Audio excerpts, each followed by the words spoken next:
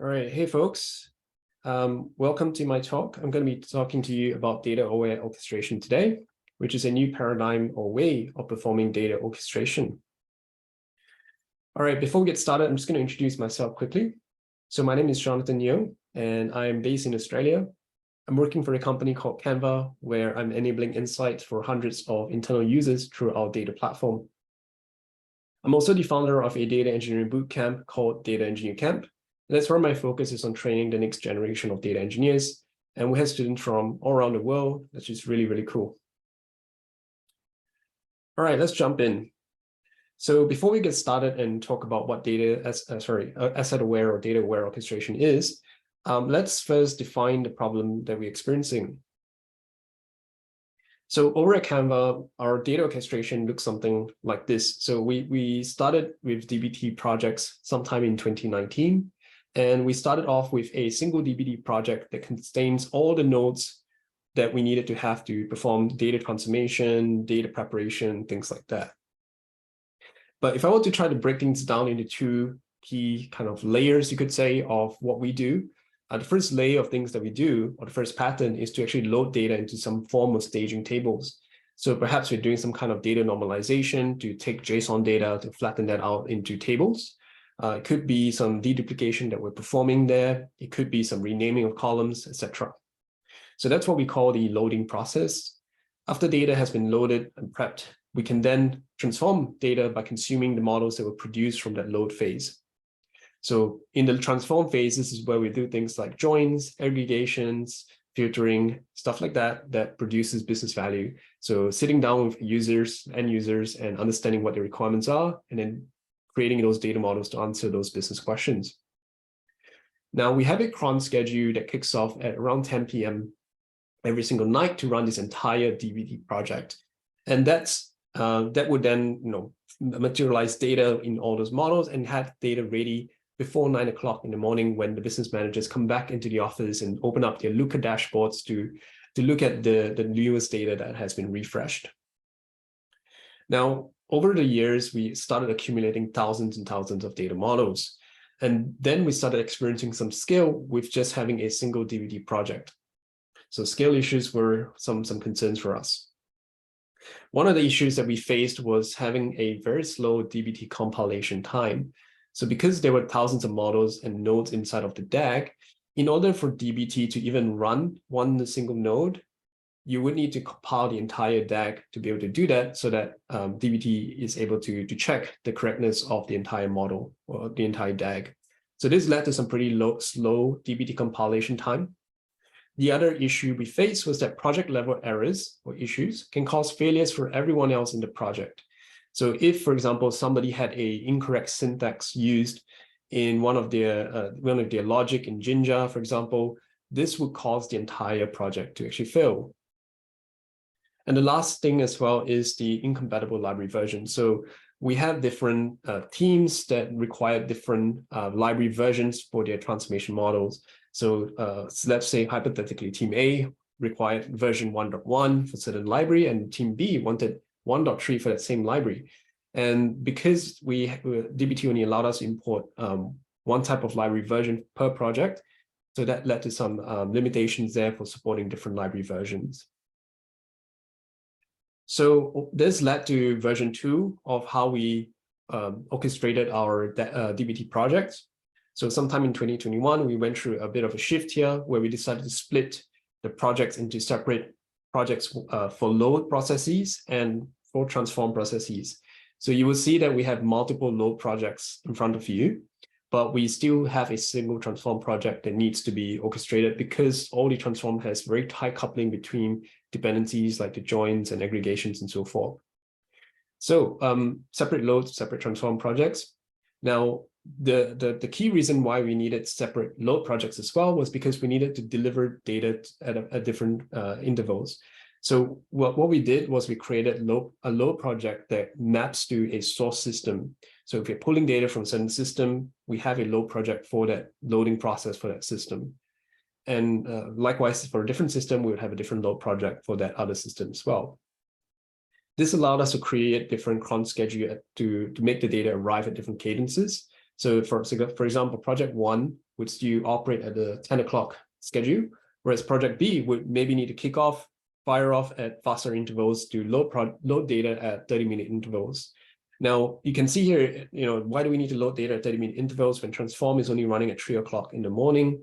So that's because we have other I guess, services that are consuming the data from the warehouse as well. So there are services like experiments, services like machine learning, where they're actually consuming the data from the warehouse that is not represented here. So having the data arrive faster supported those other use cases as well. So what we have here in front of us is basically the idea is that the load projects would run and complete by a certain time in the evening. And we have a little bit of a buffer time, like let's say 30 minutes to an hour before we kick off the next phase, which is the transform project at 3 o'clock in the morning. And this should get the data and have it arrive by 9 o'clock in the morning again for the business managers to consume. Now, there are a couple of issues with this pattern, however. So first of all, is that we no longer have a critical path dependency between the nodes. So previously, what we had in a single DBT project was that model X could be materialized as soon as model A and model C themselves were materialized as well. However, in this new paradigm of doing things, model X can only materialize after project A and project B has completely completed, right?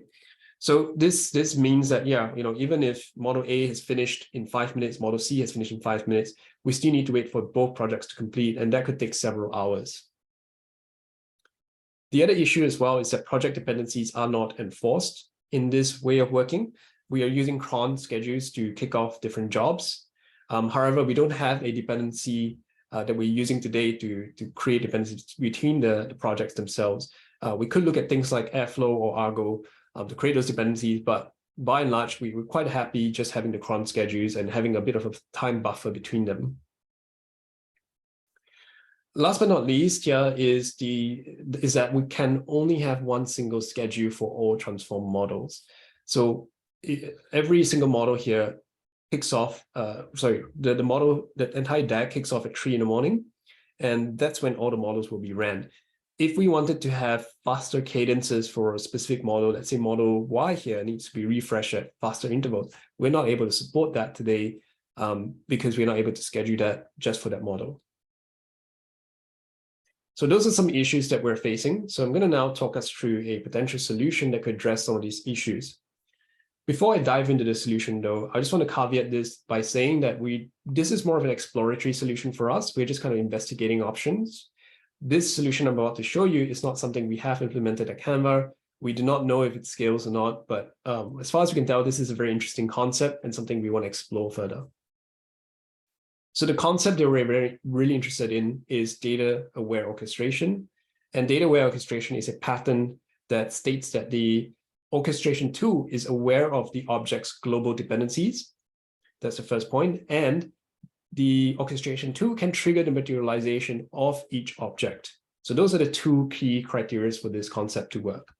I'm going to break them down. So the first is a global object dependency, and second is object level triggers. I'll dive into global one first. So global object dependency, what does that actually mean?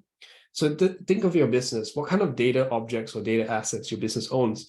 There could be data ingestion pipelines. Let's say, hypothetically speaking, you're using airbyte as your data integration tool. So each pipeline or each table that's produced from airbyte, that's what we call an object. Similarly, DBT models, each one of those models are objects as well. Now you can have, of course, more objects than what we just mentioned here. You could have experiments, you could have machine learning models. Each experiment, each machine learning model, those are objects themselves. So what we are saying here is that the orchestration tool needs to have a way to import all these different objects and create the dependency graph between each one of those objects, even though despite they come from different object classes. So that's one really neat benefit of this concept, is that you can string together dependencies from different object classes. The other nice benefit, which is the one that we're really struggling with today, is how do we create cross-DBT project dependencies? And this is where, because we're just importing them as objects, it doesn't matter where the object comes from. It could come from a project 1, project 2, We're just creating dependencies between these objects using the dependencies that are already defined within dbt through the sources.yaml files. So that's what we mean by global object dependency. The next feature or pillar for this concept to actually work is to have object level triggers. So each object needs to be able to trigger itself. This is in contrast to the way that we used to do data orchestration with task-based orchestration tools like, let's say, Airflow or Argo, for example, where we're trying to orchestrate not objects, but we're trying to orchestrate a DAG. So we're setting triggers or schedules or sensor-based triggers on the DAG itself and not on the object within the DAG. Now, this approach here sets triggers on the objects. That's the big difference between task-based orchestration tools like Airflow. So with that, we can actually set, we could hypothetically set object triggers on each object on its own. Yes, we could do that.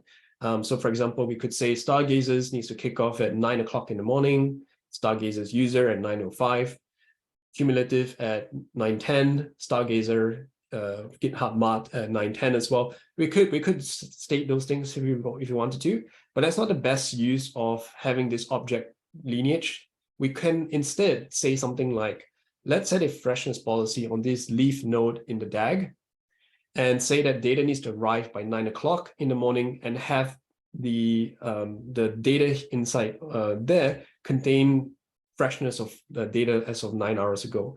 So this is what we could say instead. We want data to arrive at this leaf node by 9 in the morning.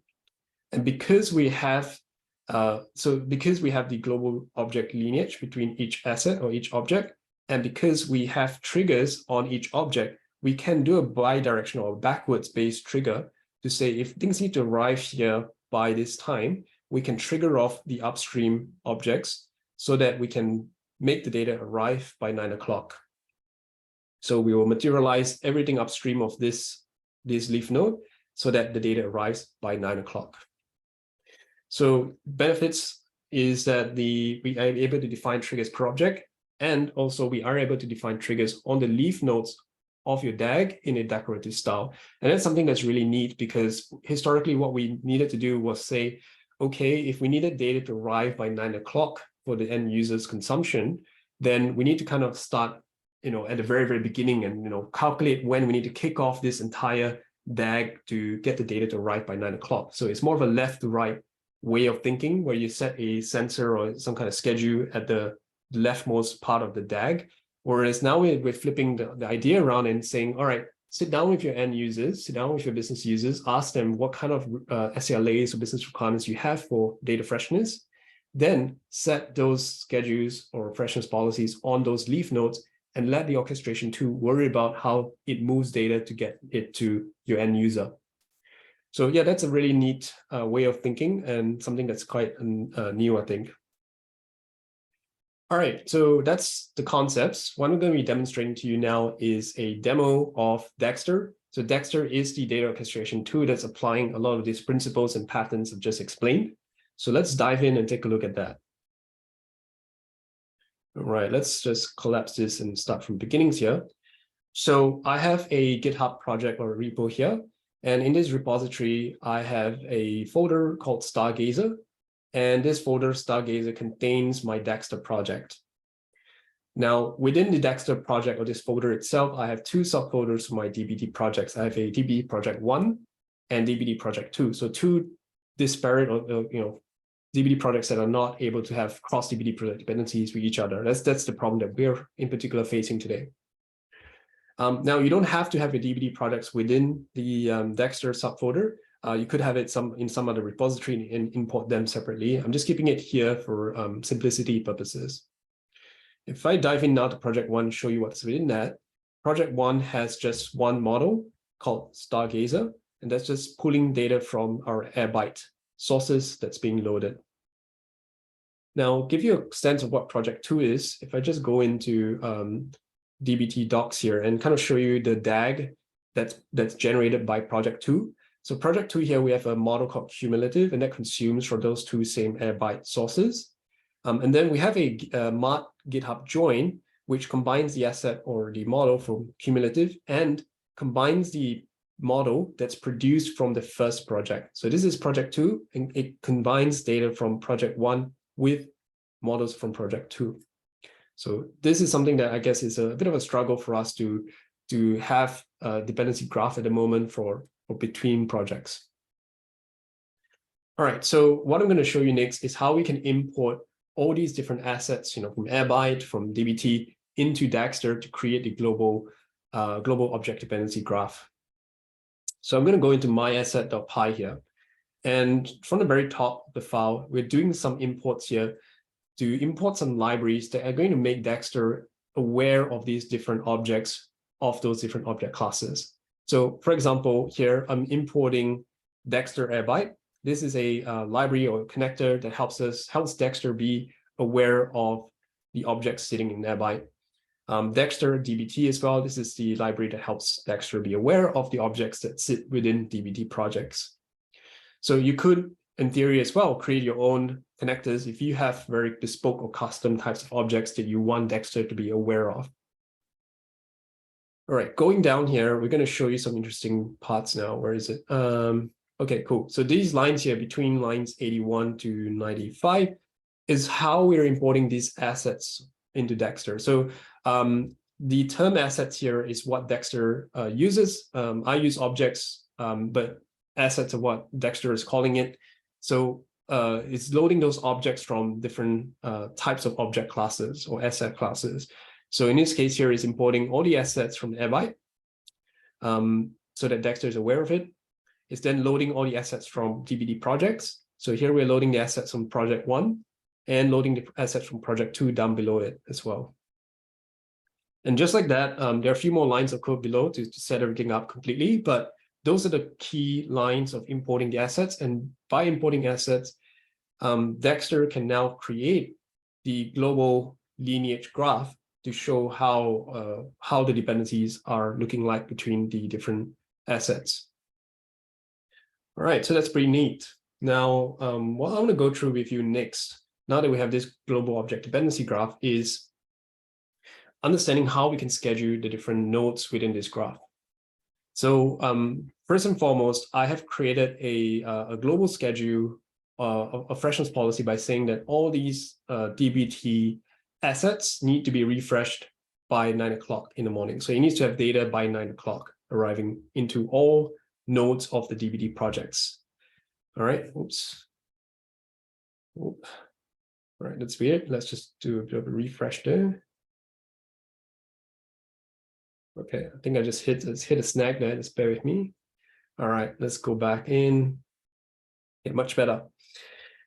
Okay, so how did I define the 9 o'clock refresh or data must arrive by 9 o'clock? What did I do to set it up? So what I did to set it up was I went into my DBT projects and I went into the dbt project.yaml file and I added some config lines here to say that there is a dagster freshness policy that states that all models need to have data that are no longer than 9 hours old. This is 540 minutes, which is 9 hours.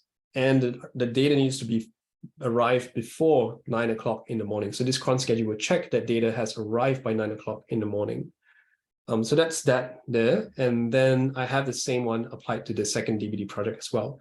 So this is how we can set a freshness policy to say all nodes must be refreshed by 9 o'clock. But the nice thing about having this feature is that we can actually change the freshness policy or set a higher cadence or interval for specific nodes within the DAG. If, for example, a certain node needs to be refreshed faster, we can actually define that as well. So for example, if I go into the cumulative model here, I can override the global or the project level freshness policy and define a freshness policy just specifically for this model. So coming in here, looking at this line here, I've overwritten that and set a config line to say, well, for this model, I would like data to be fresh as of every 5 minutes. And that is now also reflected in the global DAG. So if I click onto this node here, and that states at any point in time, this asset should incorporate data up to 5 minutes before that time. So that's really neat. This means that I can have different kickoffs and schedules for when the asset needs to be materialized within the global DAG. Yeah, so that's it. That's the key things I wanted to demonstrate here. Couple of other nice, I guess, features if you like to understand is how some of these things work in the background. So there is a sensor that's always checking if things need to be run or not. So this is how we dagster understands if a freshness policy needs to be materialized. So there's a sensor that checks every 30 seconds to say, are there any freshness policies that I need to execute for? And when it does need to execute them, it kind of shows up in blue to say that, yeah, we're running it now. Otherwise, it's showing up as yellow.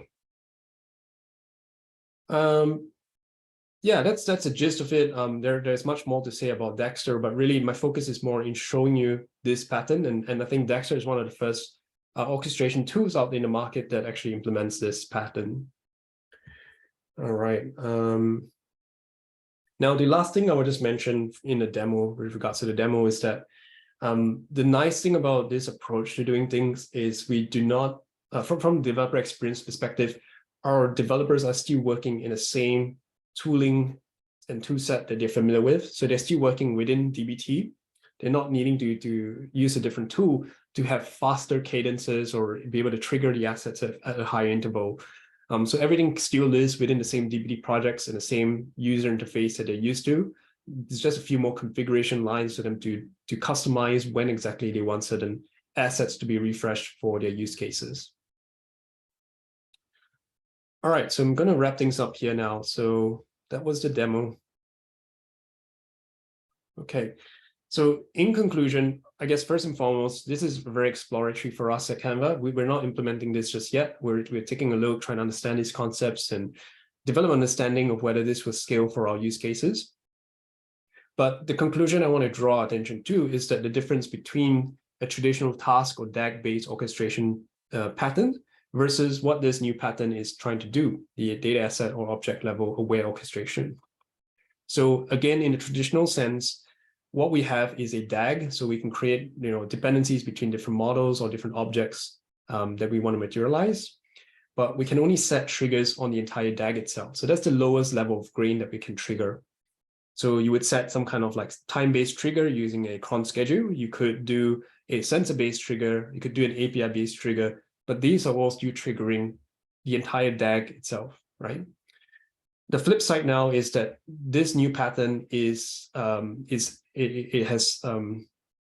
to create triggers on each object, and by doing so, we can also trigger things bidirectionally. So we can set a trigger at the very end of the leaf node here and says that data needs to be fresh by a certain time of the day, and this can now go backwards, work its way backwards to the root, to the beginning of the node, and then get data materialized so that data arrives by 9 o'clock for model D. So this is a lot more flexible and more bidirectional way of thinking about things. And it's just more decorative, I think, overall from a user's perspective. Yeah, that's it from me. I'm going to pause, and if you have questions, drop them in the chat, and I'm happy to answer them. All right, otherwise, thank you, and I'll hang around in the chat to answer any of your questions. But yeah, that's it for me, and I'll see you around. Thanks, folks.